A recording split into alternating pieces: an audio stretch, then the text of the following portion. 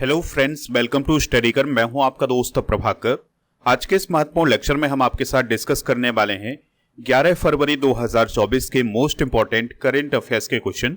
तो आप इस पूरे लेक्चर को बहुत ही ध्यान से लास्ट तक जोड़ देखिएगा। आज का पहला और इंपॉर्टेंट क्वेश्चन है, एनपीसीआई के गैर कार्यकारी अध्यक्ष कौन बने हैं, यानी एनपीसीआई के नॉन एग्जीक्यूटिव चेयरमैन कौन बने हैं। आंसर हो जाएगा अजय कुमार चौधरी। तो अजय कुमार चौधरी को अभी हाल ही में एनपीसीआई के गैर कार्यकारी अध्यक्ष के रूप में नियुक्त किया गया है। दोस्तों, यहां पर बात आ रही है एनपीसीआई की, तो इसका फुल फॉर्म होता है national payment corporation of India. तो इसके नॉन एग्जीक्यूटिव चेयरमैन कौन बने हैं? अजय कुमार चौधरी।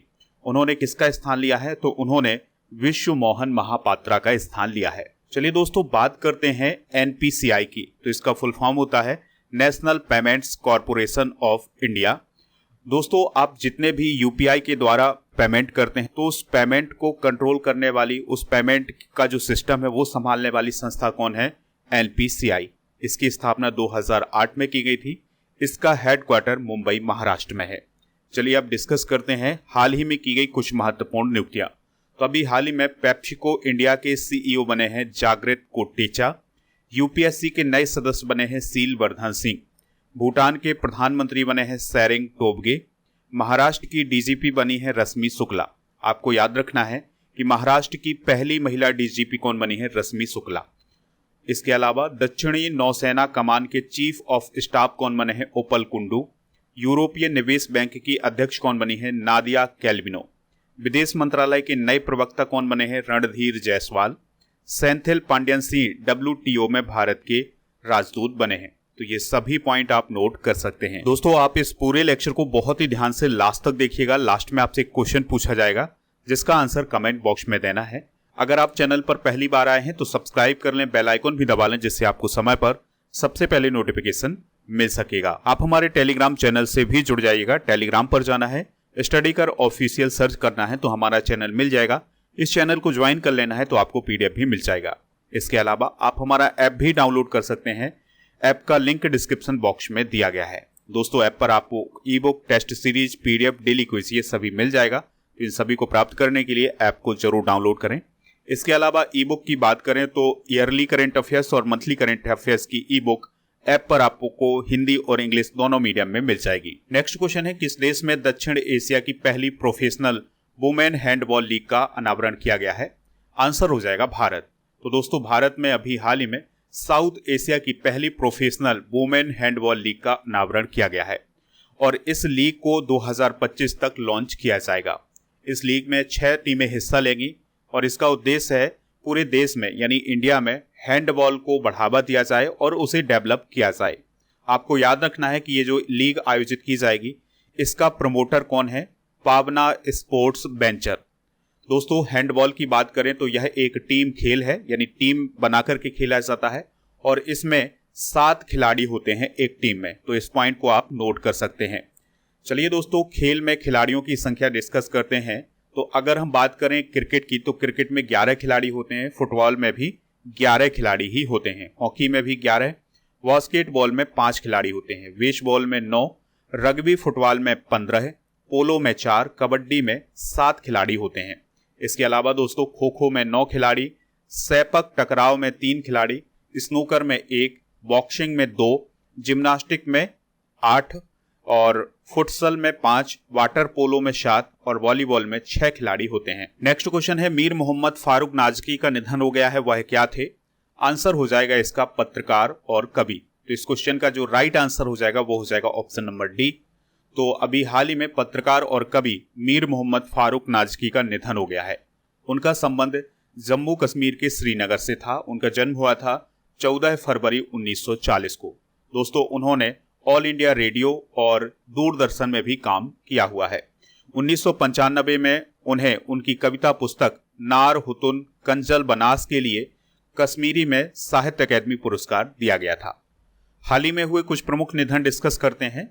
शास्त्रीय गायिका डॉक्टर प्रभा अत्रे का निधन हुआ है। फिल्म निर्माता वीनू का निधन हुआ है। हॉलीवुड एक्टर क्रिश्चियन ओलिवर का भी अभी हाल ही में निधन हुआ है।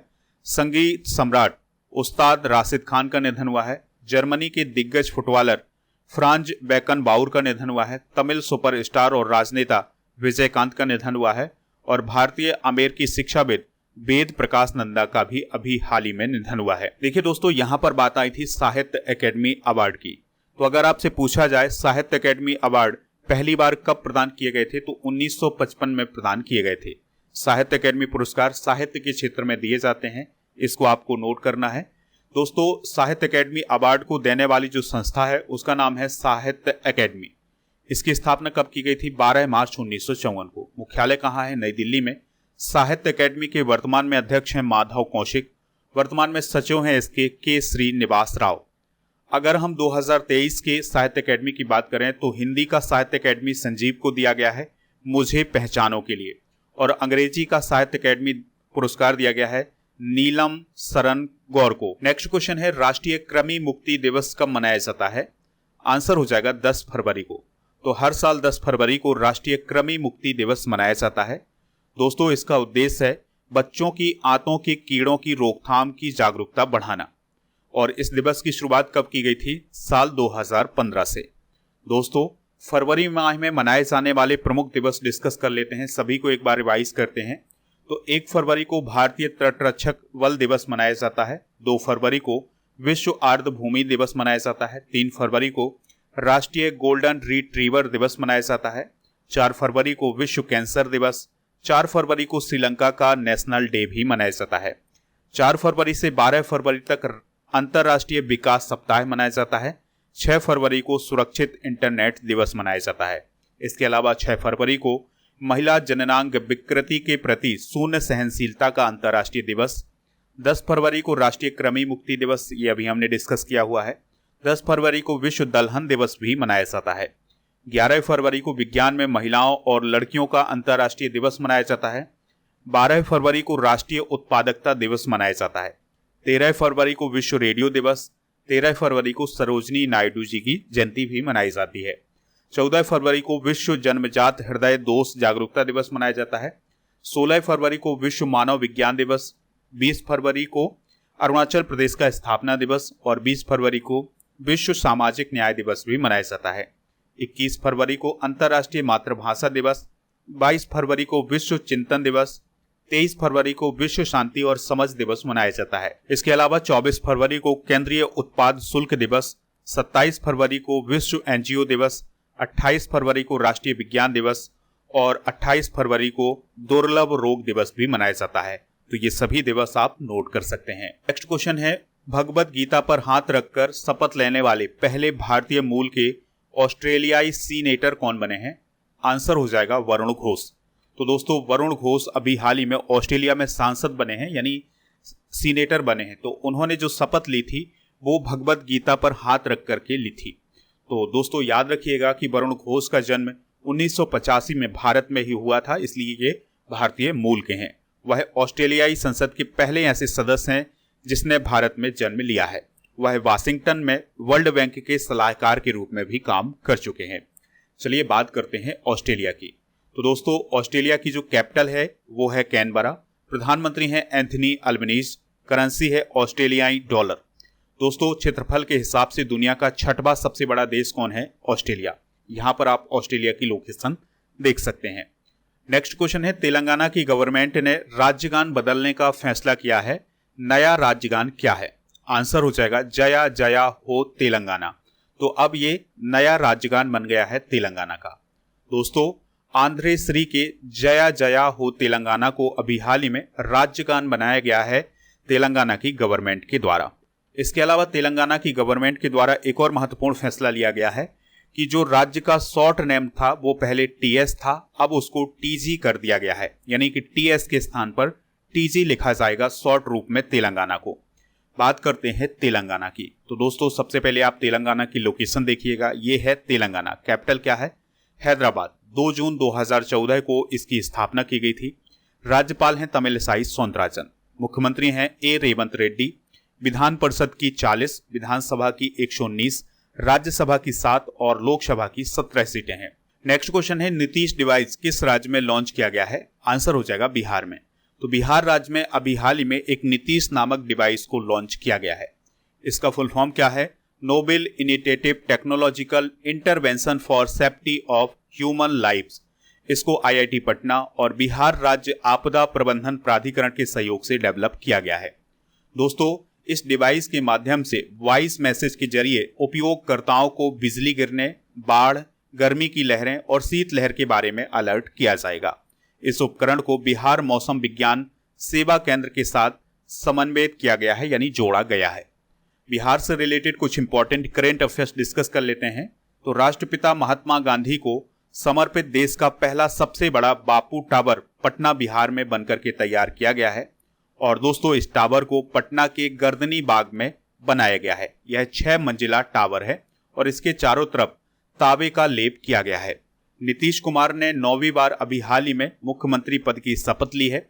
और बिहार के इतिहास में सबसे अधिक समय तक चीफ मिनिस्टर रहने वाले व्यक्ति कौन बने हैं? नीतीश कुमार बने हैं। बिहार में शिक्षकों को टेस्ट के माध्यम से सरकारी कर्मचारी का दर्जा दिया जाएगा। बिहार में दूसरा टाइगर रिजर्व कैमूर जिले में बनकर के तैयार किया जाएगा। दोस्तों, अगर हम बात करें बिहार की, तो पटना इसकी कैपिटल है और चीफ मिनिस्टर कौन है? नीतीश कुमार। और राजेंद्र विश्वनाथ अर्लेकर वर्तमान में यहाँ के गवर्नर हैं। नेक्स्ट क्वेश्चन है, आदि महोत्सव 2024 कहाँ आयोजित किया जा रहा है? तो इसका आंसर हो जाएगा नई दिल्ली में। तो दोस्तों, नई दिल्ली में 10 से 18 फरवरी 2024 तक आदि महोत्सव का आयोजन किया जा रहा है। इसका उद्घाटन किसने किया है? राष्ट्रपति द्रौपदी मुर्मू जी ने। ये जो आदि महोत्सव है, ये नई दिल्ली के मेजर ध्यानचंद नेशनल स्टेडियम में किया जा रहा है। दोस्तों, इस आदि महोत्सव का आयोजन कौन सा मंत्रालय करता है? तो जनजातीय मामलों के मंत्रालय के द्वारा इसका आयोजन करवाया जाता है। आदि महोत्सव 2024 में 1000 से अधिक कारीगर भाग लेंगे और अपने काम का प्रदर्शन करेंगे। नेक्स्ट क्वेश्चन है, भारत सरकार ने किस बैंक के साथ $200 मिलियन के ऋण समझौते पर हस्ताक्षर किए हैं? आंसर हो जाएगा एशियन डेवलपमेंट बैंक। तो अभी हाल ही में भारत सरकार और एशियन डेवलपमेंट बैंक के बीच में $200 मिलियन के ऋण समझौते पर हस्ताक्षर किए गए हैं। दोस्तों, इस समझौते का उद्देश्य है असम में ब्रह्मपुत्र नदी के 650 किलोमीटर लंबे क्षेत्र में या उसके आसपास बाढ़ और नदी तट कटाव जोखिम प्रबंधन को मजबूत करना। इस परियोजना से लगभग 1 मिलियन लोगों को लाभ होगा और 50,000 हेक्टेयर से अधिक फसल उत्पादन में वृद्धि होगी। तो ये पॉइंट आप नोट कर सकते हैं। चलिए दोस्तों, एशियाई विकास बैंक यानी एशियन डेवलपमेंट बैंक के बारे में जान लेते हैं। तो यह एक क्षेत्रीय विकास बैंक है। इसकी स्थापना 19 दिसंबर 1966 को की गई थी। इसका मुख्यालय मांडलुआंग, मनीला, फिलीपींस में है। जो मनीला है, ये फिलीपींस की कैपिटल है। सदस्य कितने हैं? 68। और इसके वर्तमान में अध्यक्ष हैं मात्सुगु अशिकावा, जो कि जापान के हैं। और भारत भी एशियाई विकास बैंक का सदस्य है। इस पॉइंट को आप नोट कर लीजिएगा। नेक्स्ट क्वेश्चन है, PACE मिशन किस अंतरिक्ष एजेंसी के द्वारा लॉन्च किया गया है? आंसर हो जाएगा नासा। तो नासा जो है अमेरिका की स्पेस एजेंसी है, तो उसके द्वारा अभी हाल ही में पेस मिशन लॉन्च किया गया है। और इस मिशन का उद्देश्य है पृथ्वी के वायुमंडल और महासागरों का अध्ययन करना। इसका फुल फॉर्म क्या है? Plankton aerosol cloud ocean ecosystem. और इसको अभी हाल ही में स्पेस एक्स के फाल्कन 9 रॉकेट से लॉन्च किया गया है। चलिए दोस्तों, अब हम कल के करंट अफेयर्स को रिवाइज करते हैं। फिर इसके बाद जनरल नॉलेज के पिटारे को डिस्कस करेंगे। लास्ट में पूछेंगे आपसे एक क्वेश्चन जिसका आंसर कमेंट बॉक्स में देना है। हाल ही में भारत रत्न 2024 से किसे सम्मानित किया गया है? PV नरसिम्हा राव, चौधरी चरण सिंह और MS स्वामीनाथन को। खेलो इंडिया यूनिवर्सिटी गेम्स 2024 का शुभंकर क्या है? अष्टलक्ष्मी। भारत का सबसे बड़ा बैटरी एनर्जी स्टोरेज सिस्टम आधारित सौर ऊर्जा संयंत्र कहाँ स्थापित किया गया है? छत्तीसगढ़ के राजनांद गांव में। विश्व दलहन दिवस कब मनाया जाता है? 10 फरवरी को। माइक्रोसॉफ्ट वर्ष 2025 तक भारत में कितने लोगों को आर्टिफिशियल इंटेलिजेंस की ट्रेनिंग देगा? आंसर हो जाएगा 20 लाख। सैफ अंडर-19 महिला फुटबॉल चैंपियनशिप 2024 का खिताब किसने जीता है? भारत और बांग्लादेश ने, यानी संयुक्त रूप से दोनों विजेता रहे हैं। विश्व सरकार शिखर सम्मेलन 2024 के लिए किन देशों को सम्मानित अतिथि देश घोषित किया गया है? भारत, तुर्की और कतर। लक्ष्मी नारायण अंतर्राष्ट्रीय पुरस्कार से किसे सम्मानित किया गया है? प्यारे लाल शर्मा को। जल निवारण एवं प्रदूषण नियंत्रण संशोधन विधेयक 2024 के द्वारा किस वर्ष के जल प्रदूषण की रोकथाम और नियंत्रण अधिनियम में संशोधन किया गया है? आंसर हो जाएगा 1974। केंद्रीय कैबिनेट ने मत्स्य पालन क्षेत्र के लिए किस योजना को अभी हाल ही में मंजूरी दी है? तो प्रधानमंत्री मत्स्य किसान समृद्धि सह योजना को मंजूरी दी है। दोस्तों, आज के जनरल नॉलेज के पिटारे में हम भारतीय इतिहास की कुछ प्रमुख घटनाएं डिस्कस करेंगे। 1904 में भारतीय विश्वविद्यालय अधिनियम पारित किया गया था।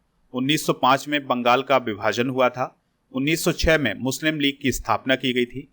1907 में सूरत अधिवेशन और कांग्रेस में फूट हुई थी। 1909 में मार्ले मिंटो सुधार हुआ था। 1911 में ब्रिटिश सम्राट का दिल्ली दरबार लगाया गया था। 1916 में होम रूल लीग का निर्माण किया गया था और 1916 में ही मुस्लिम लीग और कांग्रेस के बीच समझौता हुआ था, जिसे लखनऊ पैक्ट के नाम से जाना जाता है। दोस्तों, कल के करंट अफेयर्स में आपसे क्वेश्चन पूछा गया था कि रोवर्स कप किस खेल से रिलेटेड है, तो आंसर हो जाएगा इसका फुटबॉल। तो सभी लोगों ने इसका आंसर फुटबॉल बताया हुआ है। तो इसी प्रकार से आपसे जो क्वेश्चन पूछा जाए उसका आंसर आप कमेंट बॉक्स में जरूर दीजिएगा। आज का क्वेश्चन है, विश्व कैंसर दिवस कब मनाया जाता है? जो भी इसका राइट आंसर हो कमेंट बॉक्स में जरूर बताएं, हमें इंतजार रहेगा आपके आंसर।